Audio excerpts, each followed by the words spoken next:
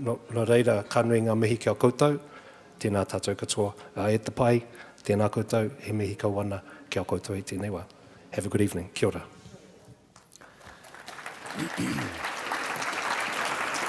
Kia ora, Antoine, and welcome again to this episode of Late at the Museum. As many of you will know, the theme this year has been and is innovation, and tonight it's about food. Where would we be without it? Well, we'd be hungry, and as New Zealanders, we'd also be broke. We are still, despite the odd attempt to turn us into the Switzerland of the South Pacific or a surfboard factory for the latest knowledge wave, a food-producing nation. The payout to dairy farmers from Fonterra, the fortunes of our meat industries are part of the fabric of our news and underpin our national economy. So the way the world produces and consumes food now and in the future is vital for us. What markets should we focus on? How do we develop new products? What resources do we devote to research? And how do we balance our environmental well-being with our commercial imperatives? GE or not to be? That is the question. Well, that's only one of the questions, and maybe it's not an either-or choice in the first place. Away from the politics of food, there is, of course, the politics of eating. On the one hand, we've never been more conscious of the importance of a healthy diet, and on the other, we're in the grips of an obesity epidemic. Cooking is an industry in its own right, with its own TV shows and channels, celebrity chefs, farmers' markets, gourmet produce in abundance. And yet the nature of modern life, convenience foods and saturation advertising means cooking in general, arguably, may be a dying art. All food for thought, boom, boom. And to help me prepare tonight's feast of discussion, I'm very pleased to welcome tonight's panel. It is a bit like an episode of MasterChef, and appropriately enough, he's one of the judges from that show. He's also a food writer and food editor at Cuisine magazine and lecturer in gastronomy at AUT. He's also rather a good cook, Ray McVinney.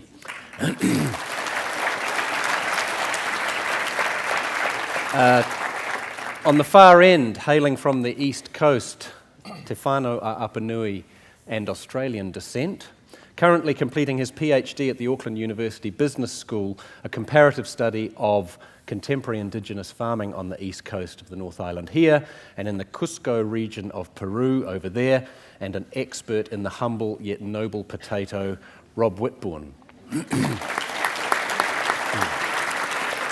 And in the middle here, she's the science leader, crop and food research at Environmental Science and Research, where her current project is called Coming to the Table and aims to engage us all in a dialogue about future food technologies. Dr. Karen Cronin.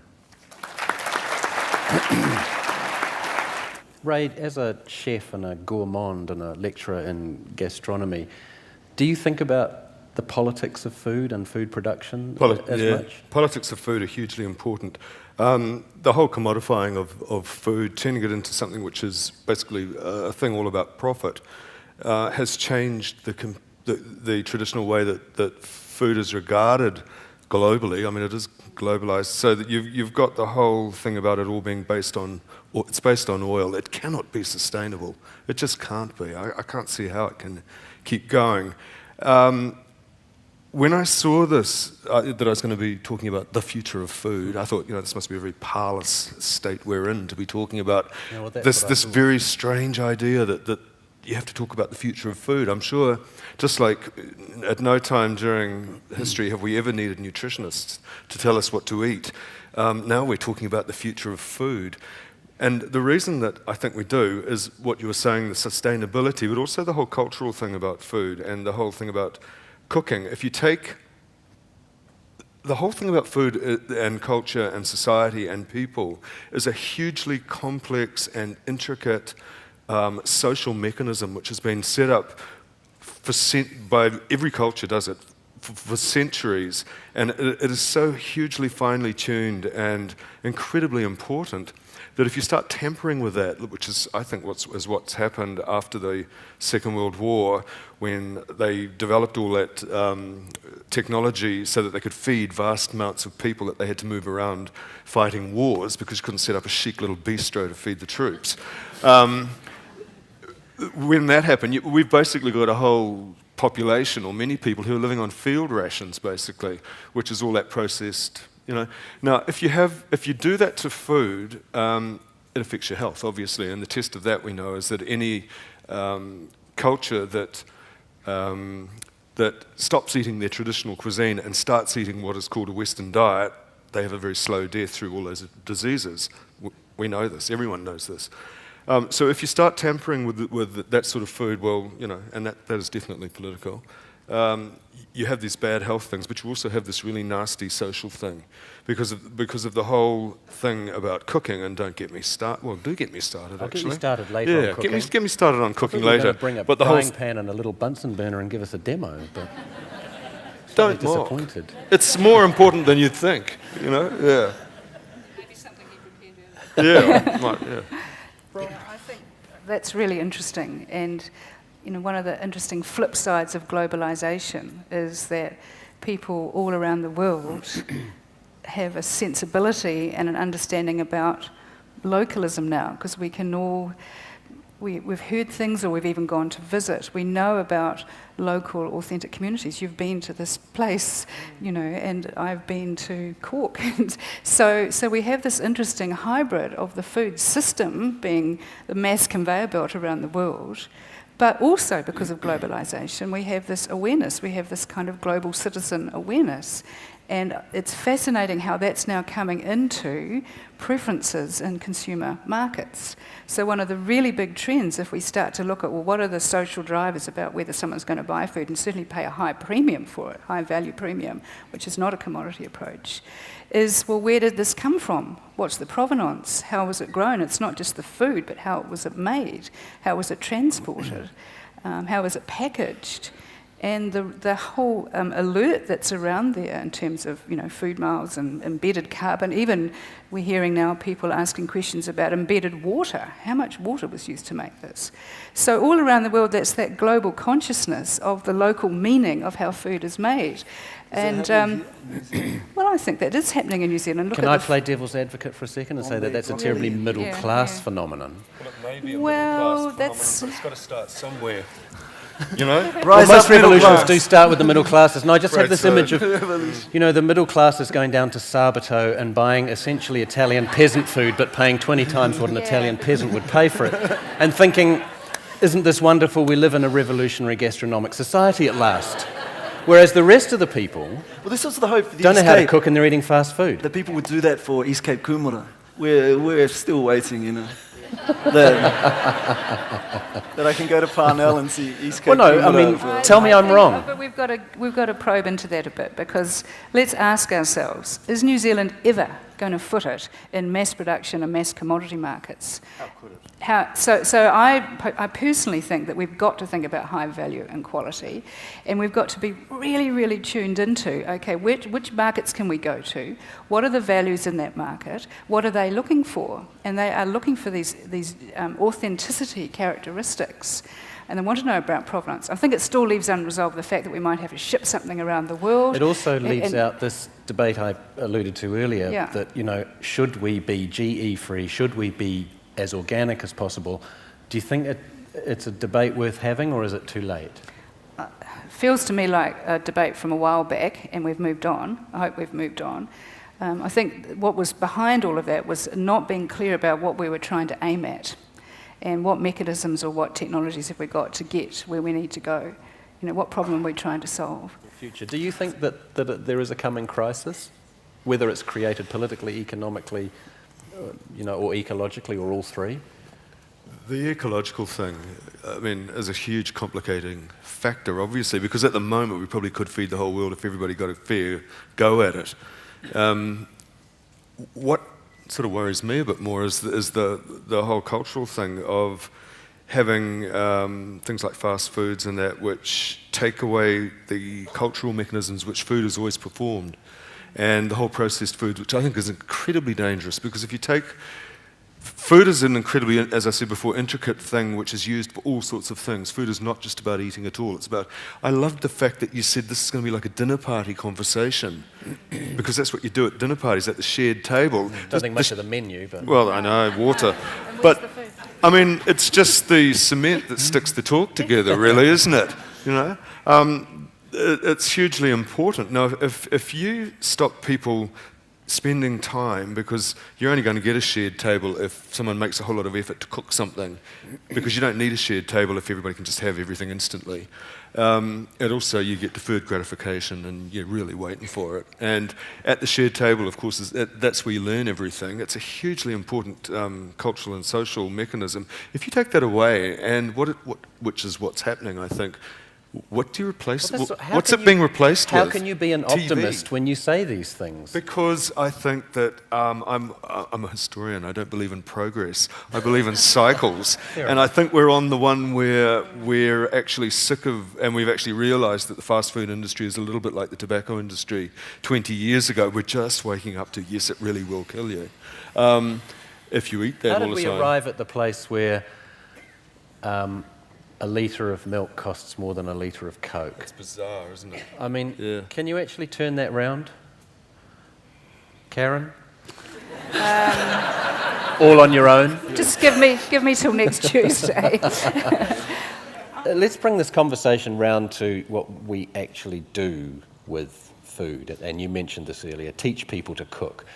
Now, I don't think I'm wrong in suggesting that cooking has become a slightly dying art. Of course, it's alive and well in certain quarters, but I don't think children learn at their mother's knee as much as they used to how to bake and how to cook and how to grow and what ingredients to use and all of those automatic things that my parents' generation did.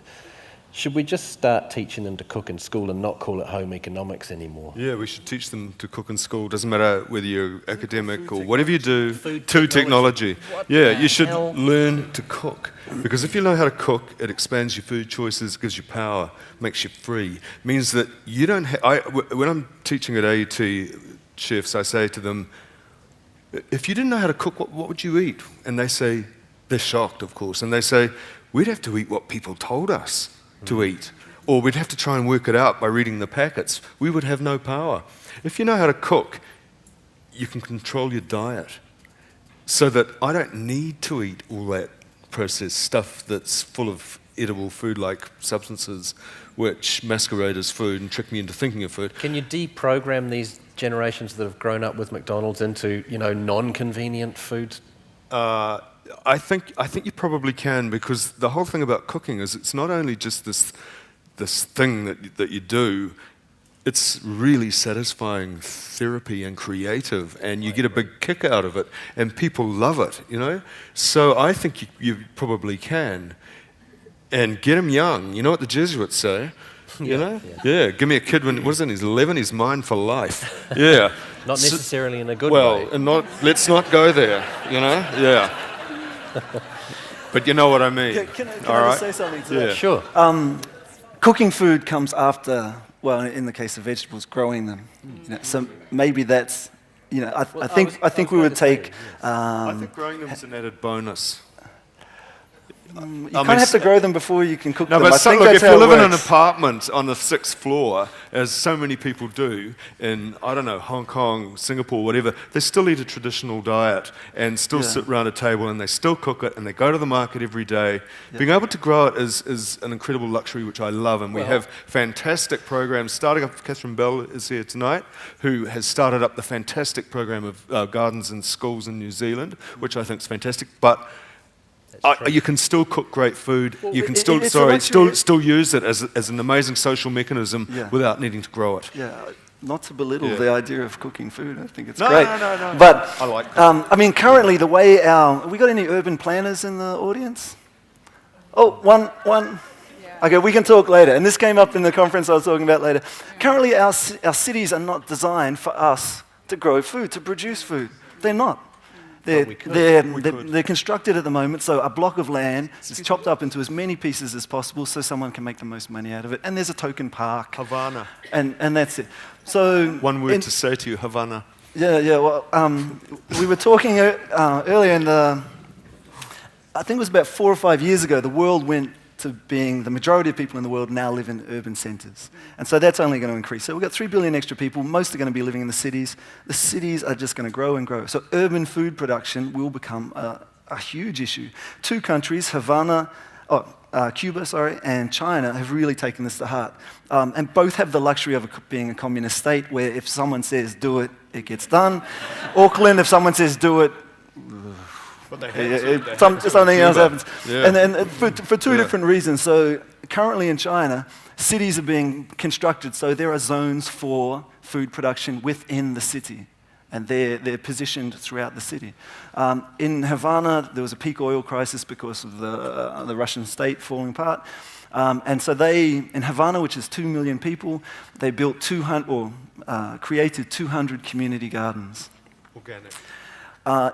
Organic. Amazing. And in doing that, they now supply 85 to 90% of their vegetables from within the city itself.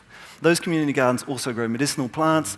When their scraps are taken and put in compost, worm farms. Apparently to be a worm farmer in Havana is like, the most prestigious thing you can be. I'm the one with the worm farm that feeds you people, so everyone wants to be a worm farmer. So the two different reasons for doing it. And I look at Auckland and the size of the place and the amount of space we have, and everyone's got a big backyard, and there's no reason why we could not produce that much of our own vegetables within this city. Bring back the allotment. Other than the will of the people to do it. And in a communist state, the will of the people is probably controlled a little bit differently to how it is here. Rob, what you described in Havana is a microcosm of what might actually happen, because there was an energy crisis they experienced once cheap Russian oil ran out for them. If that happens to all of us, then that is possibly a picture of the future. So I wonder how much the CRIs are dedicating to urban food production currently. There's a good challenge. I think that there's a lot in what you're saying there, Rob, and I think the whole question of urban agriculture and urban design, we really have got to have a lot more discussion about that. And it's not simply the idea of the allotment or whatever you can grow on a tiny terrace, balcony on the 20th floor of your apartment building. All of that's possible, but how you actually sort out in terms of water, what you do with waste, how you use energy. So kind of regional and local and even building scale systems, which are to do with all the needs that you have, which would also enable you to grow food at those sort of individual scales or more community level scales. Well, that's a lovely note to round off this bit of the discussion, but I've left enough time for questions. If anyone would like to stick their hand up. I know that I've had 3 sons and they've all gone through the cooking economics, but I, as a responsible mother, have taught them how to cook with fresh foods, but conveniently for themselves, when they've got busy lives, they'll tend to rush off to Wendy's when they haven't got much time. And to my dishorror, especially when I see a Fanta that comes with the Wendy's. So I'm on them about that and say stick to fresh. But the thing is that at schools, they need to make cooking sexy. They need to make it cool. Okay, so that's the question. Yes. Ray? How can we make nude cooking? It is sexy. In schools across the country. Blimmin' dangerous. Yeah. But, the thing is you get them to eat it and enjoy it. You know that in 2003 they did research at Harvard. The amount of cooking from scratch that's done in the society is in direct correlation to the amount of obesity. The more cooking, the less obesity. Bottom line. There's a Harry Belts or something that Michael Pollan, he's a food researcher, that Michael Pollan quotes, and he says, he says to this guy, he calls him crusty as a baguette, and he says, and he's a very cynical man, he says, Mr. Beltzer, what is the diet we could use to get Americans, to stop this obesity epidemic? And this guy says, simple. It's so simple. The diet is this: you can eat anything you like, but you've got to cook it yourself. That's it. It's so easy, Yeah. Because what you do get is French fries 24/7. French fries are a treat. I don't know about you, but I never make them. Too much mucking around, But you can go and buy them the whole time. So they've made all the treats, everyday things. All the cakes and things. Alexa Johnson says this in her book on baking. They used to be little dainty treats. I mean, if you drop one of those muffins on your foot that you get at a cafe these days, you'd be in hospital. Yeah. And that's a great note on which to end because we're out of time. Now, don't forget, these sessions are being recorded by Radio New Zealand. You may have heard some of the early ones they've started to broadcast already. This group of panels, I think, begins in October. I'd like to thank our guests, Rob Whitbourne, Dr. Karen Cronin and Ray McVinney. It's been a great pleasure.